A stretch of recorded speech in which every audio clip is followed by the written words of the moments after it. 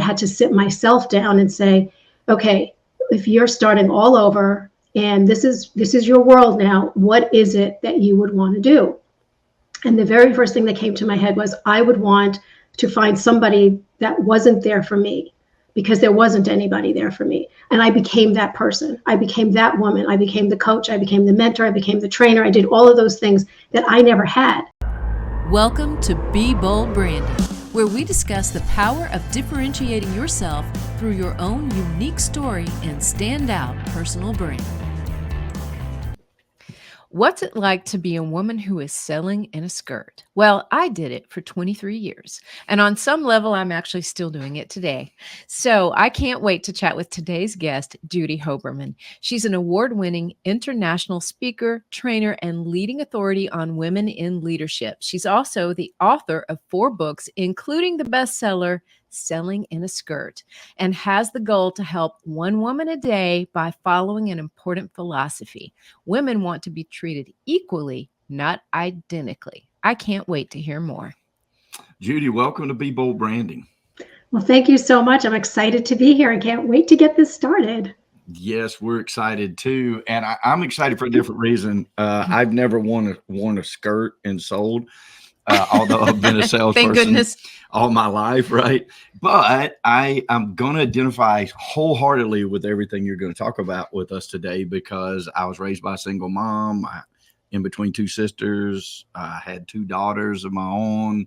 So, I'm all about the women and fair treatment and opportunity in the workforce. And so we're really looking forward to finding out more about that.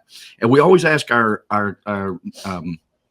guests if they would give us a little bit of background about like what got you to where you're in the space right now. Can you give us some background? Oh my goodness. Do you have a couple of hours? Sure, we'll condense it. Yeah. A wise woman told me that something that you do when you're like 4 or 5 or 6 years old brought you to where you are today. And when I first heard that, I thought, how is that possible? Until I actually sat down for one moment and I knew exactly what it was. Because when I was growing up, I grew up with 3 brothers. And whenever they were doing something interesting, like building a go-kart or something, I had to be part of that. And my father would grab me by the ponytail and say, girls don't do that. Girls don't do that. Girls don't do that. And so this one particular time when they were building a go-kart, I kept going closer and closer, and he kept pulling me back. And every time he'd walk away, I'd go back in. But the last time I went back in, I got in a little too close, and I got cut with a hammer. Now, you know what happens when you do something to your face, there's a lot of blood. And it was, disgusting. However, I was worried more about what was going to be said to me, because I knew girls don't do this. And so what he said was, you waste everybody's time. You always have to be in everybody's business, da, da, da, da, da. So that hurt worse than this. So flash forward, decades later, and what do? Girls do this, and girls do that. So it's funny, because when she said that, I thought, it doesn't make any sense, but it makes 1,000% sense. It sure does. Oh my gosh, it makes so much sense to me. I, in fact, before BrandFace was even started years ago, I remember deciding what clients I would work with by asking them, tell me about how you grew up. Because if they told me that, I had this connection to them deeper than just whatever they were known for in their profession. It was just like, how did you grow up? What was your life really like? Because every single time it helped me understand the adult professional that they became. Right. So I understand that so clearly, Judy, and it makes so much sense to me that why you're doing what you're doing now. You were just like, you're a rebel. That's exactly what I thought. I am going to be a rebel. But, who knew if it was going to happen or it wasn't going to happen? But so many things, continue to be sending that message to me. And, at one point when I was graduating high school, my father entered me into a beauty contest. And everybody said, oh, that's so nice. He thinks you're beautiful. Well, no, I kept saying, I'm not beautiful. I'm cute. I always thought I was cute. If you remember Gidget, that's who I look like. Yes. I had the pigtails and the pink knit bathing suit. I mean, that was cute. And at this breakfast table, he gave me the certificate that I was into a beauty contest. And I said, no, I want to go to medical school. And so we went back and forth. Yes, you will. No, I won't. Yes, you will. No, I won't. And finally, he said, listen to what I'm going to say to you. He said, you have to enter and you have to win, because all you are is pretty and you'll never amount to anything else. So now I want you to take the girls don't do this to you're never going to amount to anything else and become a woman in business, because what the heck do you do? So I had to keep rewinding tapes in my head. And every time I would get on a stage to speak, I would say, why are they going to listen to me? I'm going to amount to nothing. I don't have, And so when I realized that that wasn't my story anymore, I had to tell it out loud, because I never told anyone. And I told it on my TED Talk. Imagine that. And that was the first time I ever told it out loud. So that's really where it started, where it continued, and where I am now. Does that answer your question? Not only did it answer that question, it actually answered the question about the TED Talk. We were going to ask you about that. So it was about being prejudged. Yes, exactly. Yeah, which is, that's not unique just to women. But I think that women have had a much harder time with that, obviously, through the decades, and coming out of those eras of time where, even when children are seen, not heard, and things like that. So it very interesting how, even though we are refined human beings by all account, modern human beings, right? But we're just like a few years out of not really understanding how powerful our words were and are. And our parents understanding that. Does that make sense? Like, I just think we're ushering in an era now where we're like, well, words do matter, and sticks and stones may break my bones, but words will never harm me. Although still is a really good sentiment if you need that extra skin to protect you, right? It's still a lie. Yeah, because words do matter. And sometimes, what we say to ourselves, because we talk to ourselves more than anybody else, the things we say to ourselves, we start to believe. Yes. Or we make up these scenarios that are so vivid that you can't imagine it not happening, and yet it doesn't happen. Right. So when you say words matter, they do matter, and you remember words, and you remember the things that people said, and even though people say wonderful things about you, what do you remember most? The things that weren't so wonderful. Exactly. And so I constantly had to rewind tapes. I mean, seriously, constantly, because otherwise it would get up to here and I would burst into tears. And so I couldn't do that if I was going to be speaking on stage, or if I was going to be doing a training, or if I was going to be coaching a client. I'm supposed to be the one that has it all together. But you don't, and it's okay if you don't. Yes, another great takeaway. As sort of like the man here in our conversation, right? And also a leader of a couple of companies. I am still working on what that looks like. Because from this side, speaking out, I want to be positive. I'm a positive person. I'm an optimistic person, but I can say some very cutting things. And I work around all women, like just about all of my staff is women, and I love working around them. I'm comfortable around them, and I get along with them well. But Tanya and I talk a lot, and she's a great sounding board, obviously, because she's my partner, and she helps me to say, well, maybe say it this way. Yeah, exactly. And I think it's super important because you don't realize, and I think a lot of men don't realize that they're that way. I think that would you think that there's a large contingent of people just don't realize how harmful their words are? Yeah, I think both men and women don't realize it. And I remember, I have 2 kids, and I have 2 bonus kids. But my kids, before I had bonus kids, I remember my son doing something that I didn't like it. I just didn't like it. So I said, I'm so disappointed. And here's a 6'2" kid who went down into like a puddle. And he said to me, please don't ever be disappointed in me. Just be mad. Mm-hmm. And when you think about it, like I never use that word anymore to anyone, because I didn't realize how powerful negatively that word is. So, people do not understand. Like when I say to you, so tell me what you do for a living. And they say, oh, I'm just a housewife. Can we take the word just out and like throw it away? Because just a housewife, do you know how many roles you have?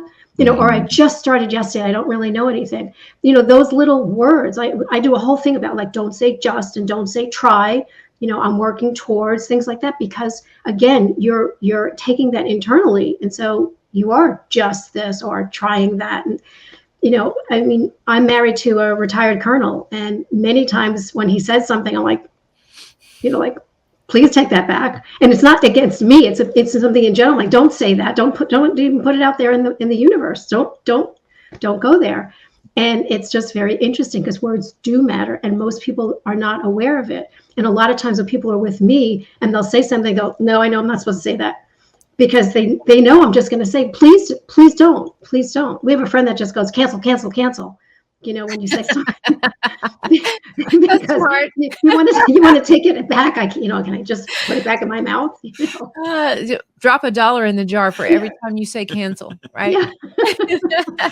Yeah, I know Tanya did that with me as an exercise. I am still famous. I was absolutely famous up until several months ago of saying, well, I should have.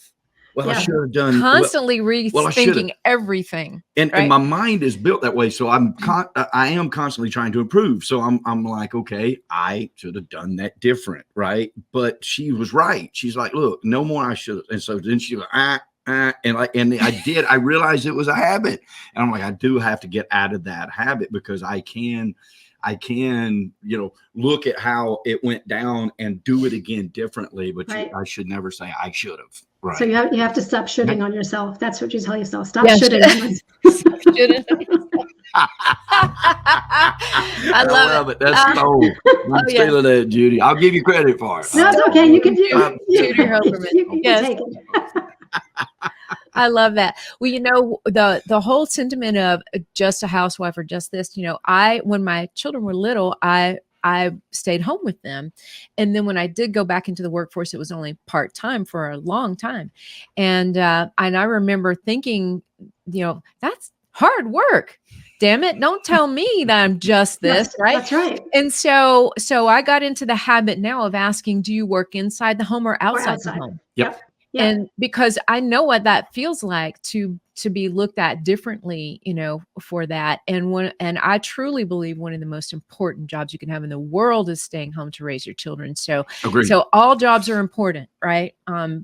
But that one took on a special meaning for me, and everybody's sensitivities are different too. Don't you find? I definitely do it. I come from financial services and insurance, and we did a workshop, and it was probably 80% male, because that's just the way it is. And so we'd ask a question like, how many of you have life insurance? They all raise their hands. And we say, well, how much do you have? And it ranged anywhere from a couple of $100,000 to a couple of $1 million.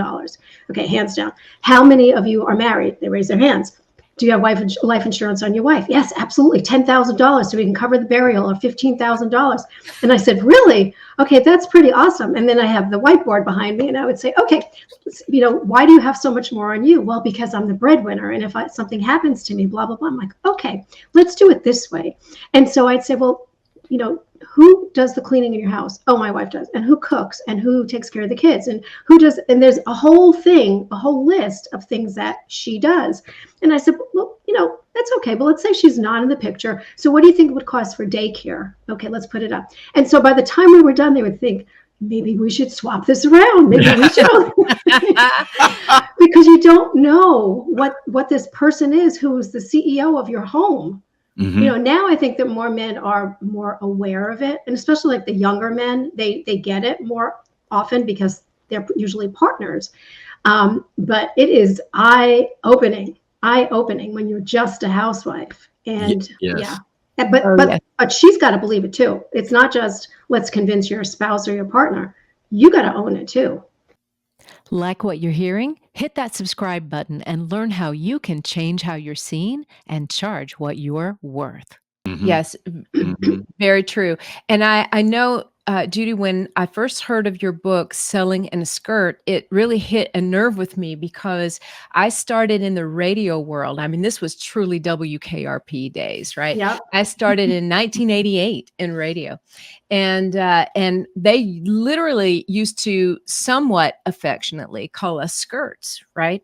But that was really because they would just send women out, young girls out to call on these men, mostly who were paying a lot of money for advertising, and they'd give you free tickets to the big game or free lunch to take these people out, to lunch. And I thought, wow, this is like sort of degrading a little bit.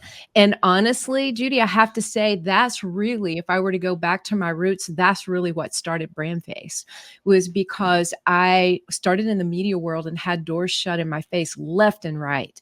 And I started to notice this common theme, and I thought, wow, okay, well, I was young. So part of that was on me. I was young and I really wasn't putting a whole lot into it at the time. I just thought, well, it just must be easy. I'll just go ask for this order and they'll sign right here. And it didn't happen that way.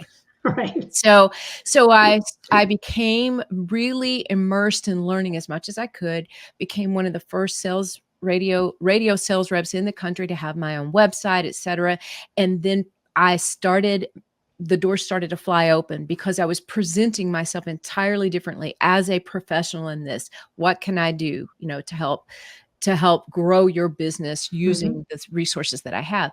Made a huge, huge difference to me.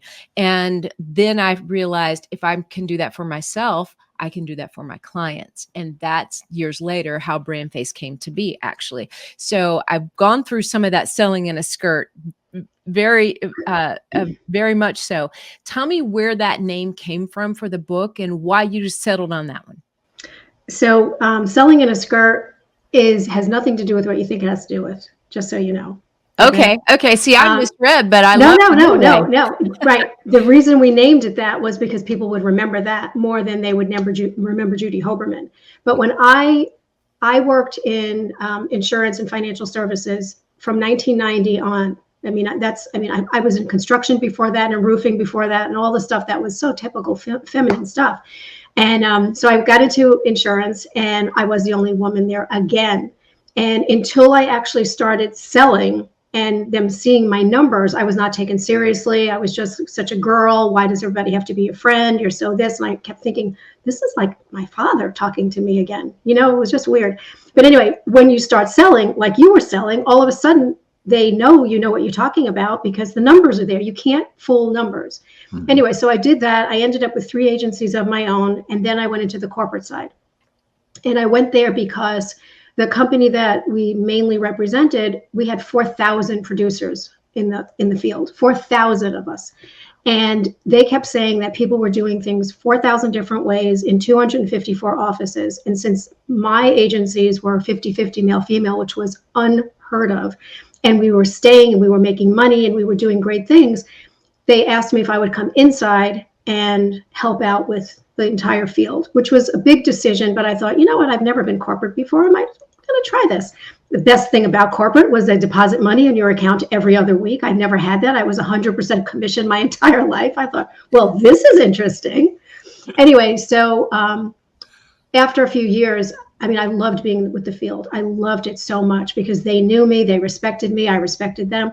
But the inside was very toxic and it wasn't for me. And I was physically not doing well. And so I decided to quit.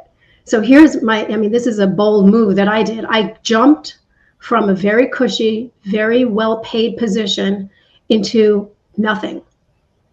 Okay, there was nothing I was jumping into because I didn't have a parachute. I wasn't married at the time. I was a single mom for 19 years. And here I am taking this bold move and saying, okay, I can't do it anymore. Physically, I can't do it. And so I left. And the very first thing I did was I got a business coach. Never had a business coach, never had a female mentor, never had any of this. And I know you're shaking your head because I know you know what that's like. You just don't have it. It's not around, wasn't available. And so the very first thing I did after I hired the business coach, I had to sit myself down and say, okay, if you're starting all over and this is your world now, what is it that you would want to do? And the very first thing that came to my head was I would want to find somebody that wasn't there for me because there wasn't anybody there for me. And I became that person. I became that woman. I became the coach. I became the mentor. I became the trainer. I did all of those things that I never had. So it was amazing. P.S. I find the business coach who is tough, man. She is tough. Awesome. Because what I loved about her is she didn't let me get away with anything because I know how to get away with things. You just do. Oh yeah, I did that already. Oh, I tried that already. Yes, of course, which are my least favorite coaching clients when they've tried everything. I've tried everything. Anyway, so she tells me, you have 30 years of experience. You need to write a book. I'm like, I'm not writing a book. She said, no, seriously. You have to get this out of your head. You're writing a book. I'm like, I'm not writing a book. So again, 3 or 4 times. And then she said, don't write a book. I'm like, okay. She says, but if you're going to write a book, what would it, why don't you just write down what the chapters might be like? We'll do that for our next visit. I'm like, never said yes, never said no. I went, Next session comes up. We're going through all our stuff. And she says to me, do you have the chapters? I said, the what? She said, you didn't do it, did you? And I said, she said, can you do me a favor? I said, absolutely. She said, I want you to find the busiest street, the busiest intersection in Dallas. How long have you been there? I said, 2 years. And she said, okay, you know what it is, right? And I said, yeah. She says, I want you to drive there. I want you to stop your car. I want you to roll down your window.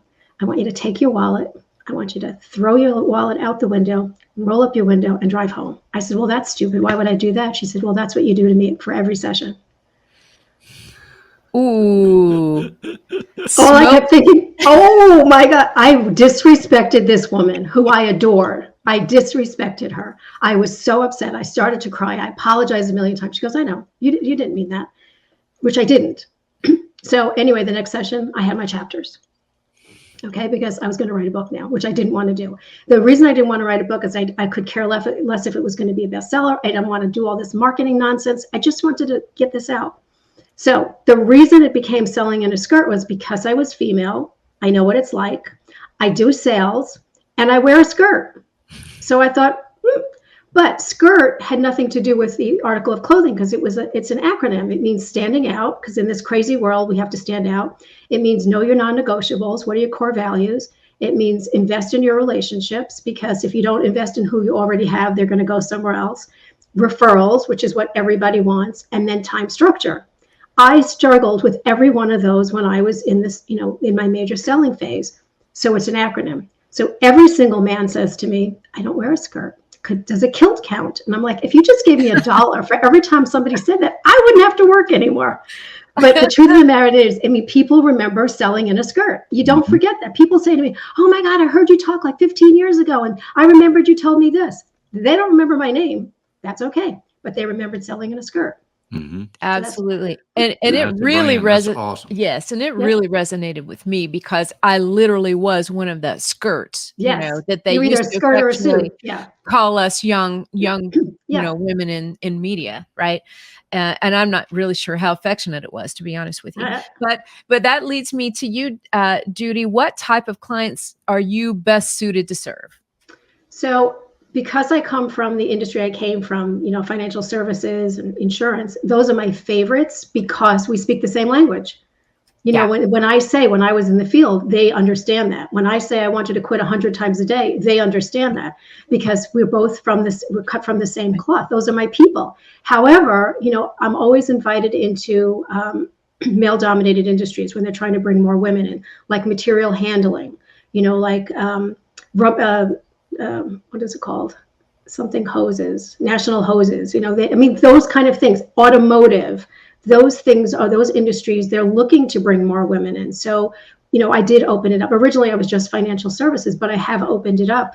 And my favorite clients are the ones that really want to invest in themselves and say, I could be better. I know I could be better. And that's who it is. So I don't say that, anybody's ideal without, because there's always a caveat. Financial services can be ideal, but then there's a whole series that are like, no.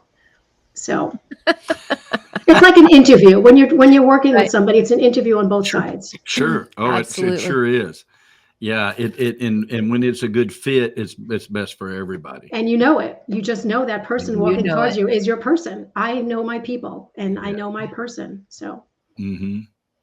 Yeah, Tanya and I, we had a client years ago, and she taught us that, and it was a lesson we never forgot. And she was doing some acting and things like that, and she had gone on a tryout or whatever, and so we audition. Thank I couldn't come up with the word, but anyway, had gone to an audition, and so we asked her about it a couple of weeks later, and she's like, "What audition?" Like she didn't even remember, and we were like, "Well, I don't know. You said 2 weeks ago." She, "Oh yeah. Oh, they'll call back if they're my people." And we loved it. We were like, wait, let's talk about this a little bit more. So, it's a great concept. And it's a great equalizer for salespeople too. Absolutely. You have to believe it. Yes. When I first moved to Dallas, I was asked to speak at this conference, and I think they said it was supposed to be 150 people, and it was an ice storm. And in Dallas, when there's ice, I mean, everything shuts down. So I drive there anyway. Instead of taking 30 minutes, it took an hour and a half, but I got there. And there was about maybe 50 people there. And so, I showed up, they showed up, we're going to do this. And so I get the first minute or two out, and this man is like waving his hand, and he said, "Can I ask you a question right now?" And you have to be careful when people say, right this minute, I have to ask you this question, because you have no idea what that's going to be. And I said, well, of course. And he said, "Are you ever disappointed?" And I said, "In what?" He said, you knew there was supposed to be 150 people here. Clearly there's not. So why are you continuing to do this? And are you disappointed? And I said, I'm continuing to do this because we all showed up here. But what the truth of the matter is, whoever showed up is supposed to hear the message.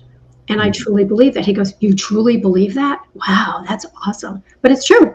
Yeah, if 3 people showed up, I would do it anyway. If 1 person showed up, I would do it, because that person is the one that needed to hear it more than anybody else. Yes. So but I know who my people are. And when I first started, I didn't know who they were, and I didn't care. I spoke everywhere, but nobody ever hired me because number 1, they weren't my people. And number 2, they had no idea what I did. They thought I was just funny and motivational, but I had to start saying, when I was working with Tanya, or was working with Michael, when I was doing coaching, and then they're like, "Oh, that's what you do?" That because you have to give somebody something. They have no idea.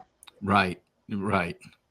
That's fantastic. Fantastic advice, Judy, of course. Thanks. Hey, we're going to go in a different bent right here and ask you 2 more questions. We so appreciate your time, obviously. Of course. But in a twist of things, at the end of our show, we ask a couple of questions here. The first question is, do you happen to cook? Or do you enjoy cooking? Yes. Okay. Not always, but yes. Yeah, I'm with you. All right. So Tanya and I are foodies. We love food. And so we always make our program is always about, the person. Obviously, we want to get to know better. And so we got to thinking about, food is something that brings people together. And so we always ask, do you like to cook? And there's no right or wrong answer, because we get both, right?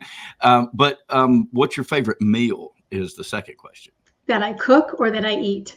I'll leave it up to you to answer either one. Just quantify it. Well, just because I'm a pescatarian, so I don't eat a lot of, carnivore. My favorite food probably is sushi, because I could eat sushi all the time. But if I had to cook something, I like to cook salmon, because we found so many different recipes for it. So that's what we do. But my real favorite is M&Ms, but I have to hide them from myself. Now you're talking my language. You're still speaking our language. I was always a carnivore I was a red meat and potatoes man all my life, and Tanya had showed me a better light. And so I will not say that I am a strict vegetarian by any means, but we call ourselves pesca vegetarians, right? We care what we eat. We normally eat fish or vegetables. So that's pretty much I love that. Tanya, I think we're soul sisters somehow. Oh, that's awesome. That's funny. I love it. Well, Judy, please tell the audience how they can get in touch with you if they would like to hear you speak or work with you in a coaching capacity. Thank you. So LinkedIn is always the easiest, because I'm there all the time, and it's Judy Hoberman. And my website is Selling in a Skirt. So either way, you'll find me, because everywhere it's either one or the other. Well, I have enjoyed this conversation so much, because, even though I sort of misinterpreted what the skirt meant, it meant something different to me, and it was just as powerful and just as awesome all the way around. So thank you. It's been amazing. Thank you so much for spending time with us today. Well, thank you for the opportunity. I appreciate it. Ready to change how you're seen and charge what you're worth? If you're not getting enough opportunities to meet with ideal customers, or the prospects you're meeting with just aren't ideal, it's most likely your brand that's holding you back. So if you're a coach, consultant, or expert who is on the rise, you need our ultimate guide to a freedom-based brand. Download it free now at BrandFaceGuide.com.